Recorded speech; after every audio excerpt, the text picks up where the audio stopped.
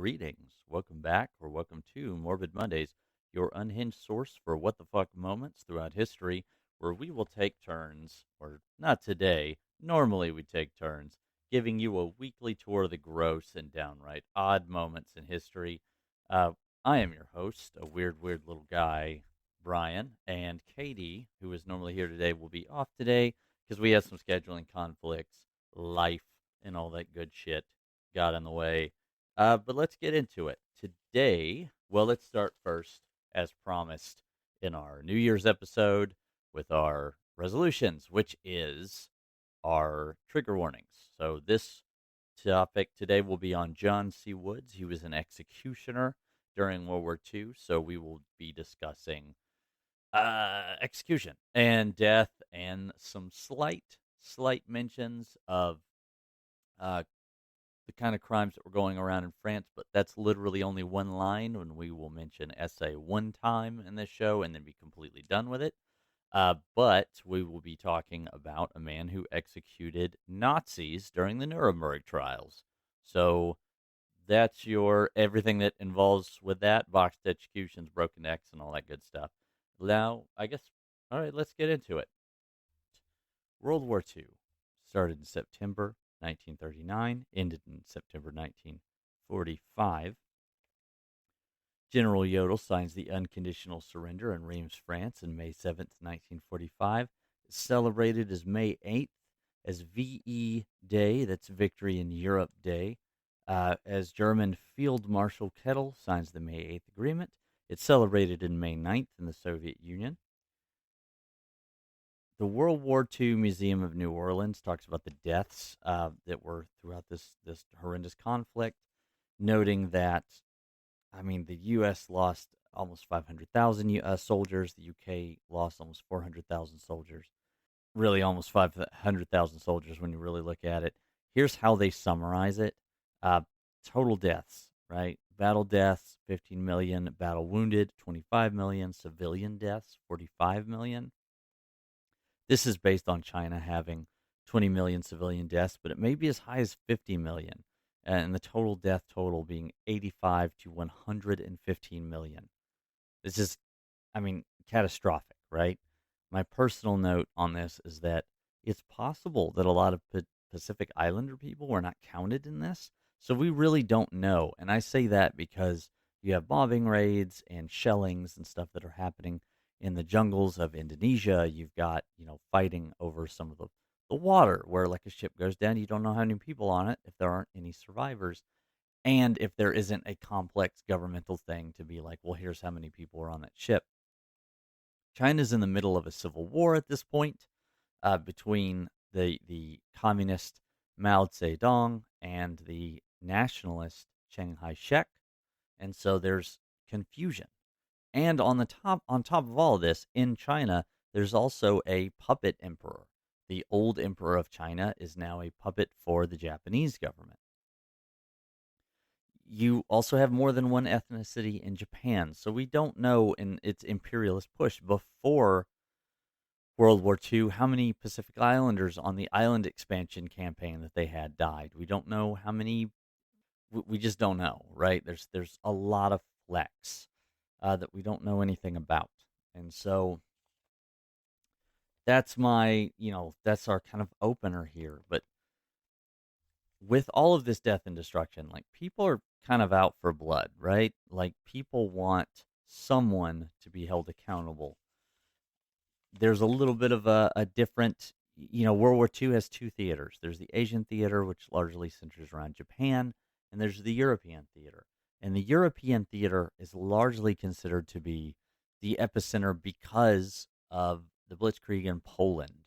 When the invasion of Poland happens, that is largely considered to be the start of World War II as we think about it, right? On October 18th, 1945, the opening sessions of the International Military Tribunal Court take place. The IMT, as we're going to call it. It was held in order to bring like specific individuals that you could really put a time and place to and bring them to justice. This was the first of its kind. The Treaty of Versailles at the end of World War I attempted, but really had no provision for this. A lot of you'll hear a lot of people say that the end of World War One kind of set up World War Two, and in a lot of ways that is correct. It caused the economic hardship of the German free, like of Germany, that led to the rise of Hitler. It had a real kind of weak attempt at a UN by our U.S. president at the time, called the League of Nations, that didn't really work out too well. That was kind of headed by Woodrow Wilson. Um, Also, the scale of Nazi atrocities was just unmatched. Nobody had really seen anything like this. Like in the entire world, when you look up the history of the world, the closest thing is the Taiping Rebellion, which is probably the deadliest thing that's ever happened to humanity, or the red. Sometimes it's called the Yellow Turban Rebellion. But this was mechanized killing. The rebellions that happen in China that create the large scale conflict that they have are tons of different people fighting each other, and famines, and and killing, mass killings and stuff happen there, but not like this. This is a mechanized, organized killing of millions of people. We're looking for a way to kind of solve this. But being that Berlin has been bombed to absolute dog shit, as well as most of the major cities, they need someplace to do this at. So the trials are held in Nurenberg. This was selected to run all the cases and hold the trials. We now call these, of course, the Nuremberg trials. Trials were held at the Palace of Justice. The cases of the highest profile war criminals were carried out between November 20th, 1945 and August 31st, 1946. The reason for that long time period is that A, they're gathering tons of evidence. They're discovering all kinds of stuff about Nazi Germany. It was known that concentration camps existed, but no one knew to the extent until we really made it into Germany. Although many of the highest members of Nazi command killed themselves before their trial actually came up to it. And I really mean the lower ranking members, not like the big ones at the very top. Two of them did die before their trials. Martin Bormann had died at the end of the war, and it took some time to, we didn't have a DNA testing at the time, but it was assumed that he had died in a bombing run. And later, this was confirmed to be true, is that like he had died before the end of the war. This was confirmed by genetic evidence of his bones. Hermann Goering, the supreme commander of the Luftwaffe, that's the German Air Force. He fell into, I believe it was a cyanide caplet, but he killed himself before his trial. At the end of all this, there were 10 people who came up as really the guys that were going to answer for the crimes of the Nazi regime. In order to do this, well, they need a guy to do it, right? They need an executioner. And so the call goes out throughout the American military force. For the first time, I'm going to get a little bit ahead of myself. I have gotten a little bit ahead of myself. Let's talk for a second about what exactly a military execution is. So, throughout the campaign in Europe and really in Japan, America wants to hold itself to a very high standard. And this is the case of most of the allies as well. Not Russia, unfortunately. Russia has a very dark history with how their soldiers behave, especially around women and other places. And this, unfortunately, is going to be true of many of these other countries later in history. But during World War II, we take this shit real seriously. If you are a GI, and this is where I'm going to mention the essay trigger warning. If you were a GI in France or in Italy and you commit a murder or essay, or involved in a big theft ring or something like that, you are going to get killed. You're going to be held into a military tribunal. If they find you guilty, they're going to stretch you by the neck. In contrast to what they say is the brutality of the German and Italian and Japanese regimes, they want to hold themselves to this standard, right? So at that time, there's a guy called Albert Perry Point. He is doing executions in England and France. He's a British man. Him and his son and a couple of other people are largely doing these executions of GIs, right? These are soldiers that are tried specifically as criminals. If you are tried as a soldier, that's a different thing. How this is done is that they build a big wooden scaffold. They measure you by weight and body, and they put a noose around your neck, and you drop until your death. A call goes out to get an American version of Perry Point. They want to find an American to do this. And who they find, the guy that answers the call is the source of our episode today. John Clarence Woods was born June 5th, 1911 in Wichita, Kansas. 1940, he marries Hazel Chilcott, a nurse. Has no children. In the same year, he registers for the Selective Services. If you're not in the U.S. or you are not familiar with what that is, people who are assigned male at birth, when we hit 18, we have to go register ourselves for the draft. If there's a major military conflict, they do a kind of lottery system, and if your number is selected, you have to go turn yourself into the military and become a soldier. This is not specific to us. I think Thailand has an extremely similar way of doing things, although they have a compulsory military, meaning that everyone is up for a kind of constant draft. We only do it in times of war. I think our last one was the Vietnam War. Uh, he has served in the military before, and like after he does all this, he's gonna go. At this time, by the way, he is working at a feed store in Eureka, Kansas. The Dust Bowl has ended, and he is always on the edge of this. He's never in the Dust Bowl. I want to make that kind of clear so that as we get to know our guy Woods, there's not like he's not walking out of a Steinbeck novel or anything. Um, he served in the Navy for a couple of months before going absolutely AWOL, and they are going to diagnose him for the first time with anything, according to a rather problematic journalist. So don't go looking up this person. We'll talk about her a little bit later. By the name of Carolyn Yeager. Her website lists his naval career as ending under a discharge of constitutional psychopathic inferiority without psychosis. He went AWOL a couple of months after leasing. What that kind of means is that basically he's not delusional, right? He doesn't have schizophrenia or anything that's like similar to that. He just gives no fucks. Like when when when you tell him to do something, he just kind of goes, "Huh," and he doesn't really. According to every source I've read of this guy, when you give him a task, he just kind of half-asses it, no matter what it is. He's not particularly violent or anything like. He does get into some trouble in his early years, but nothing like major. He drinks constantly.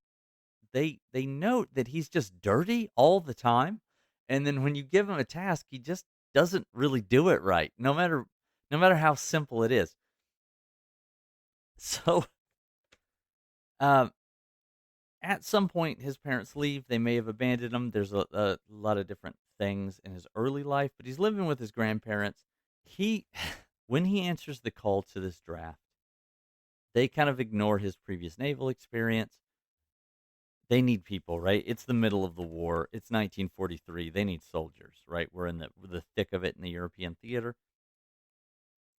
He enters the Army where he will be attached to the 7th Engineer Brigade, 37th Combat Engineer Battalion. What that means for those of you who might not be aware of this is that combat engineers solve problems in battles. Like, we've got to get these tanks across this river, right? They build the bridges that do that.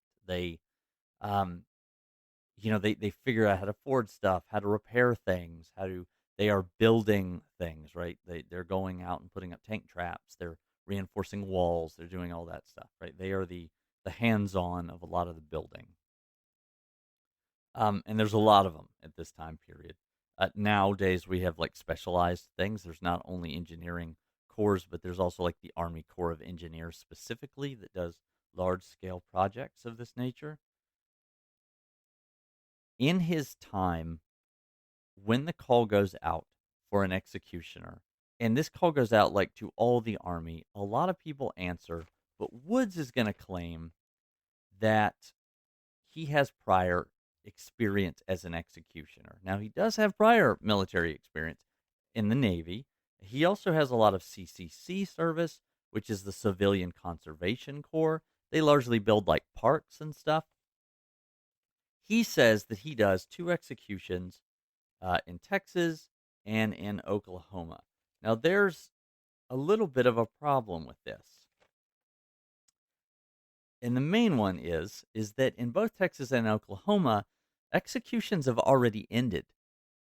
The last time that an execution by hanging was done in, like, they're being now done by electric chair, but the last time a hanging was done, Woods would have been 12 and not even born yet in Oklahoma. So this is our first real thing where we're just kind of like, oh, you're full of shit, right? Like, he just kind of makes shit up. In a Time article later on, he is going to claim that he is involved in 347 executions. This is total horseshit. Like, his total French executions, there are 34. The Nazi high command, there are 10 people. And there's 45 other executions of Germans and other people at different locations. That brings our total to 89. Were there hundreds of executions? Yes, like by the British, by the Russians, by the French, but not by him. So, like, the total of all executions done by the Americans does not even reach what he says, right? To add into all of this, he's not only lied to, like, the Times, right, and to the Army when he says he has experience that does not exist. He's also lied to his wife and his mother, who believe that he is being deployed as an engineer when he leaves. He never tells them that he is going to be an executioner. All right, hold on. I'm getting ahead of myself. We mentioned earlier how executions were carried out, but I forgot to mention something. Normally, when a military execution is done for like an act of war or something like that, right? If you were executed as a soldier, what that means is you get the blindfold, cigarette, death by firing squad treatment. These guys were not given that, right? They were hung by the neck like a common criminal. You know, we mentioned some of the crimes before earlier that American soldiers had carried out, or British soldiers, and were executed in France or in England. This is a criminal's death. And many of the Nazi high command that was going up actively talked about this. They protested it. This is from historynet.com, which is a pretty good website. Fritz Sackel, who oversaw the slave labor apparatus, shared those sentiments. Death by hanging, that at least, I did not deserve, he protested. The death part, all right, but that I did not deserve. Speaking about his hanging. A lot of these guys didn't really see themselves as anything but soldiers, following orders. We mention that a lot in our common discourse about politics, is that if you're given an order, you have to make the active choice of whether or not you're going to follow it. And most of these guys just kind of followed this order and also believed in it. Many of the German high command, as they were being executed, showed zero remorse. They honestly believed that they were doing the best thing, or at least what would make Germany great again, let's say. And they literally said that. That's not me giving like political hyperbole or trying to lead you in any particular place. That was a part of their rhetoric.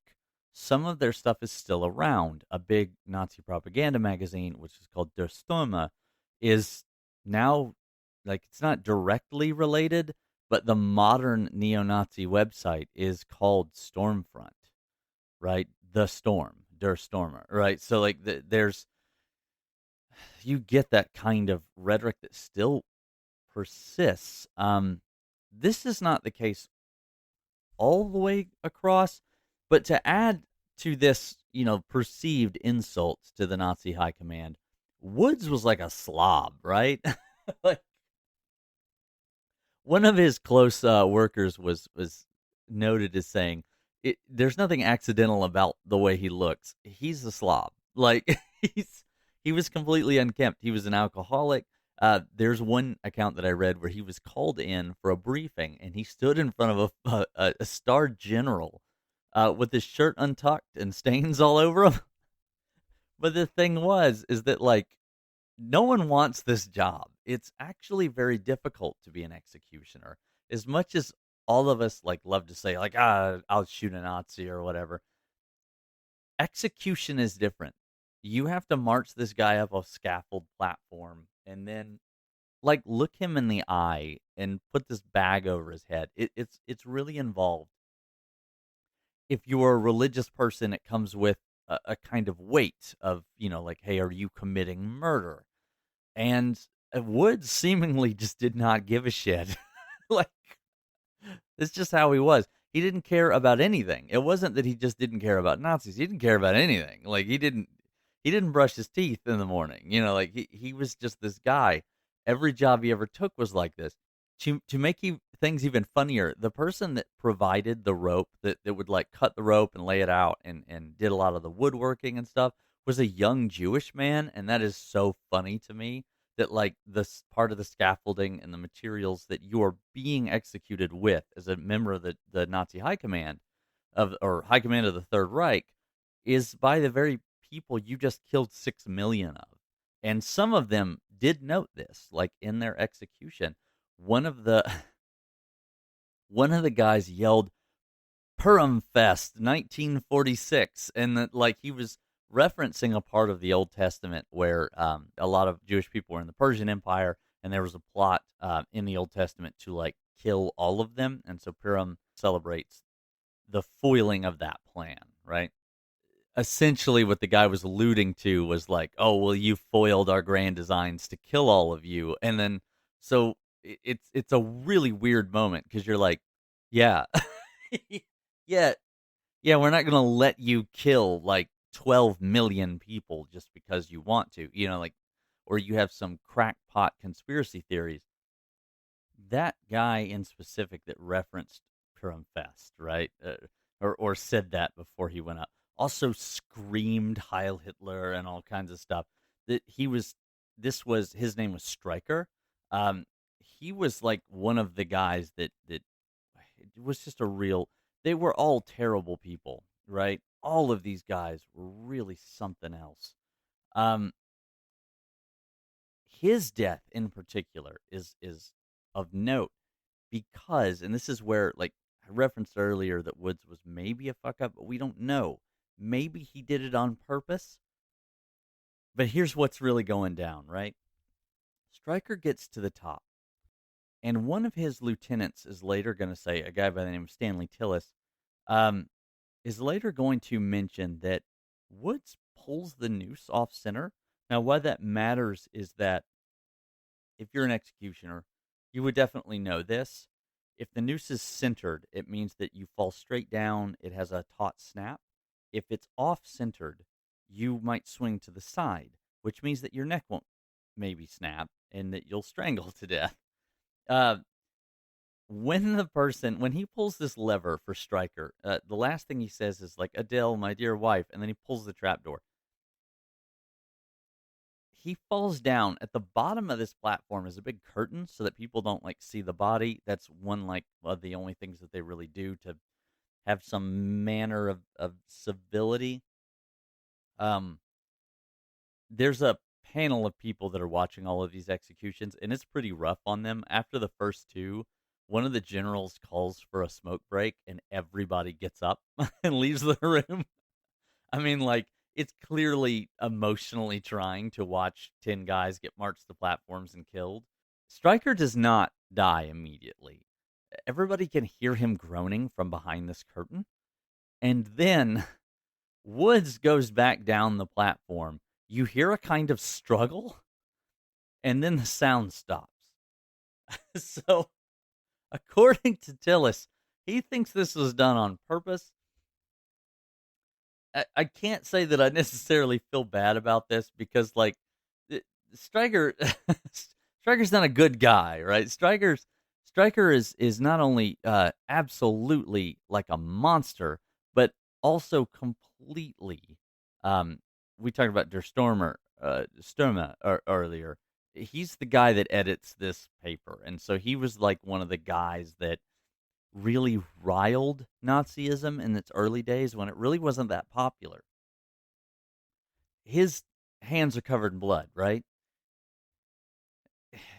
people at the end of this day, people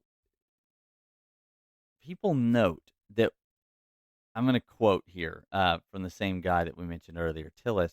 I saw a small smile cross his lips as he pulled the hangman's handle.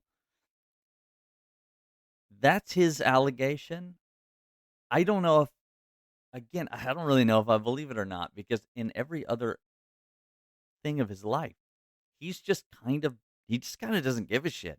So I don't know if he's a murderous type guy. Like, I don't know if he's, if he's into this or whatever, or if he just kind of fucked up. So, because the thing is, when you look at some of his French executions, like the executions held in France, you see some of the same behaviors, but for no real pattern. Mostly it's that the rope was too short or too long. Like sometimes their feet hit the ground, sometimes they're too short and they just kind of strangle. It really seems like he just gave zero attention to detail, and people talk about the fact that he was just drunk all the time. Um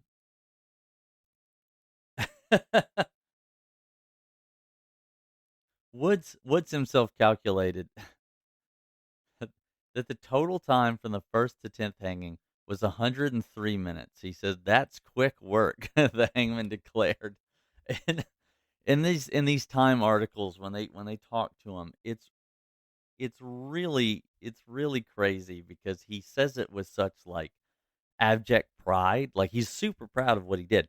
And when he goes back, they ask him, he was like, essentially said, "Well, it's a shame, I can't go back there. There's still plenty of people that need hanging," and he's like super jazzed about it.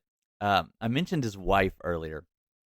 This whole time, she has no idea that he's doing this. His mother doesn't know. His grandparents, I think, are deceased by this point. But the moment these articles start coming out, he retires 6 days after she finds out. So that's why I don't know if he's like a malicious guy. I think he's just kind of a fuck up. And because because the moment his wife finds out, he's like she's like, "John, what the fuck?" And then he he retires It was so immediately and goes they home. wanted to give this guy a certain level of like decorum, right? So they even gave him a promotion for this job. I think officially he's like a staff sergeant or something. I have to look it up. Master sergeant. Sorry, he's a U.S. Army master sergeant. Um, at this time, he was 35 years old. So he's still pretty young. But he goes back. I should say not all executions went very, very poorly, but I would love to mention a couple that are very funny. I also neglected to mention Albert Perry Point was the executioner that was in England and France. He was the British man who, along with his son, carried off a lot of these. He himself really, really criticized Woods. He was like it, Harry Point was very good at calculating the drops. And he had a table where he would go to and he would say, like, well, based on their height and their weight, it will take about this much rope, and about about this much of a drop. And Perry Point was very good. Uh, he had none of these weird little hangups. He was able to carry off all of his stuff.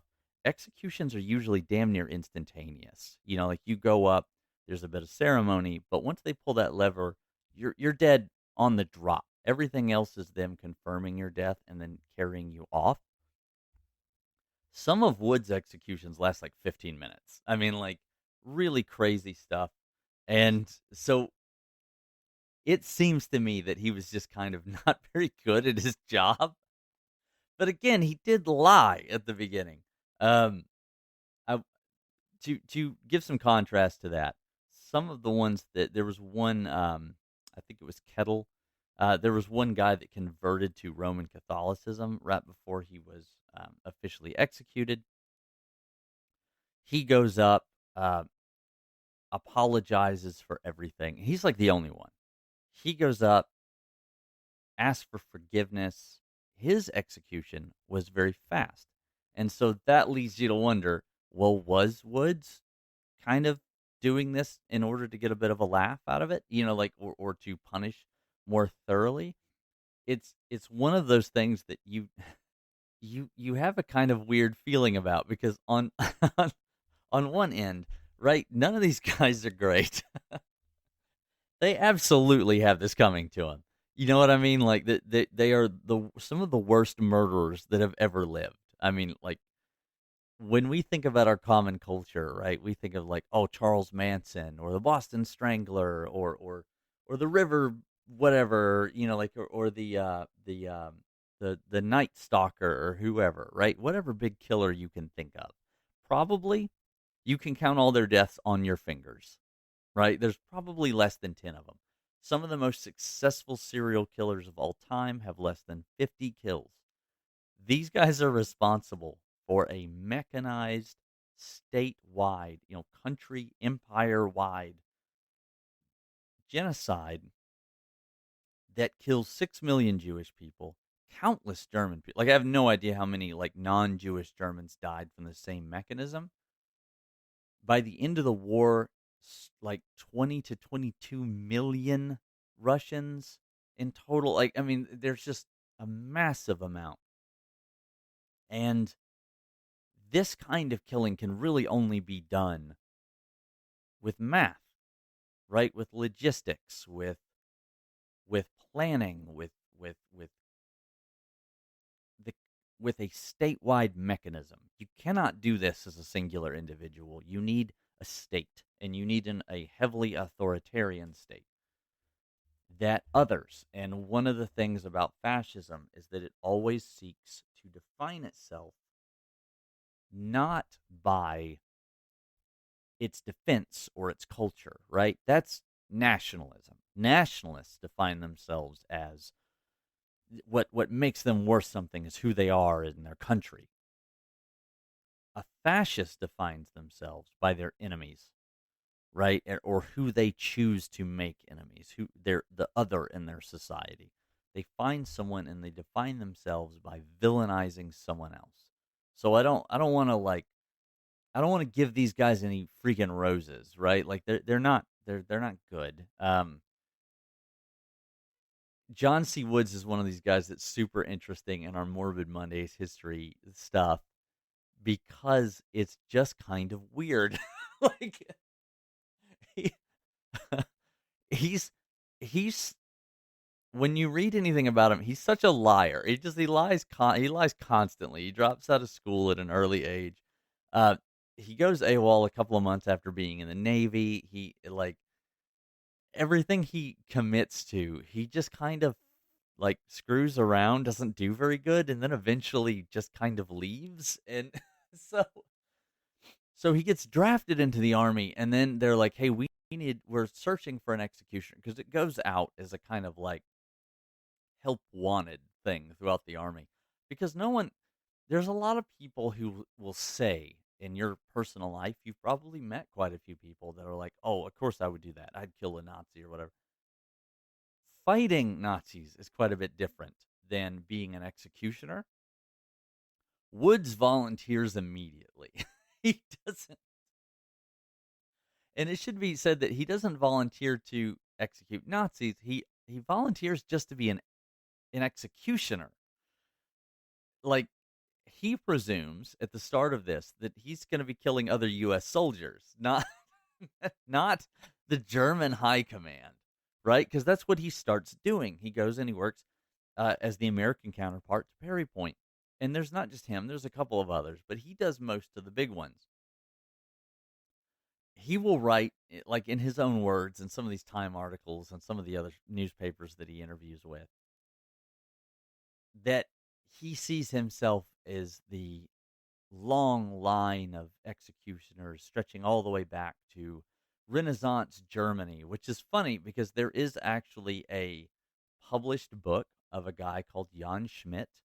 He was an executioner in Germany and in Nurenberg at some point around the area of what is now Nuremberg, mostly in Munich, official state executioner for Munich, and he wrote a book or a series of, like, I guess you could call essays where he is making a legal appeal for himself to do something other than be an executioner because he was kind of locked into that.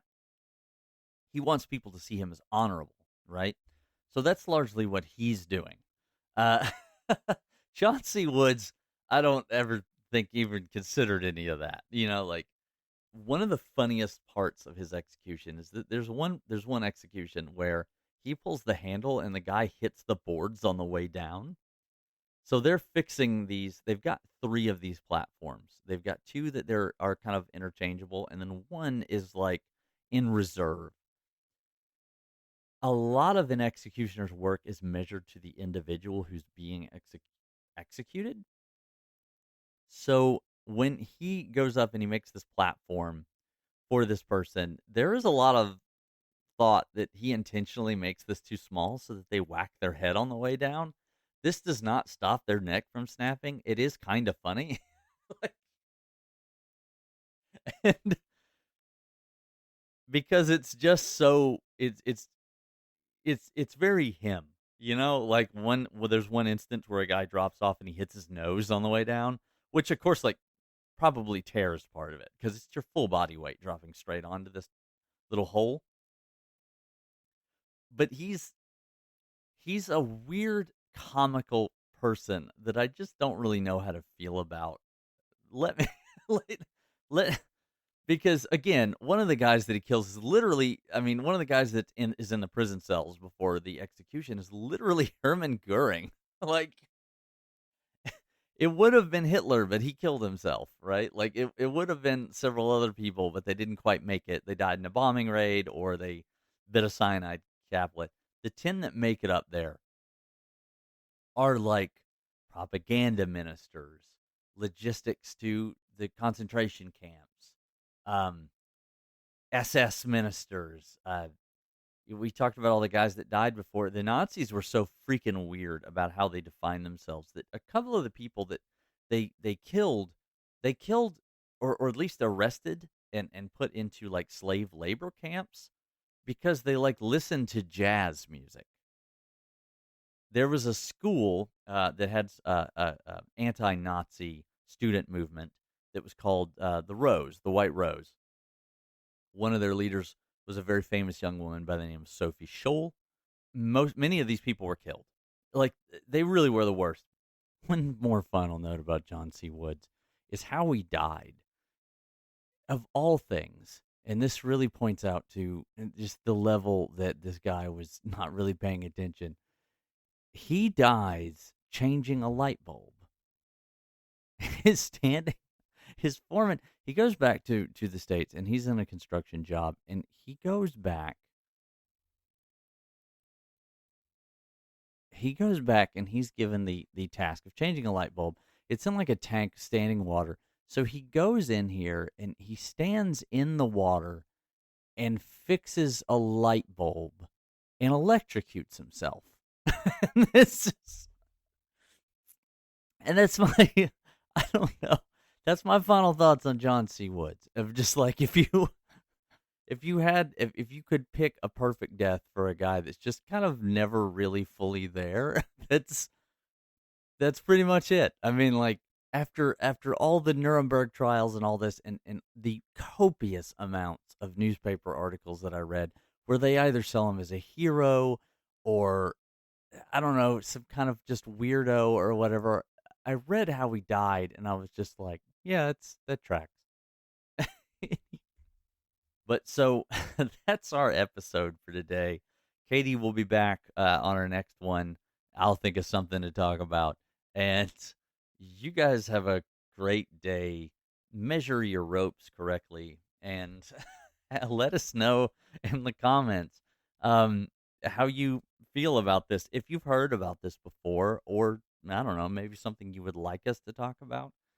Uh, that's all for Morbid Mondays today. Y'all have a good one. Later.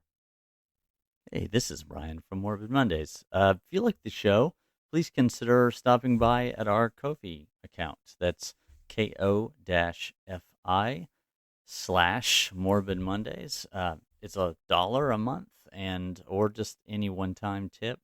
And if you would like to help us fund our future endeavors, and or just want to show a little bit of appreciation, awesome. Thank you so much for listening. And if you don't. Whatever. Have a great day. Thank you so much for listening.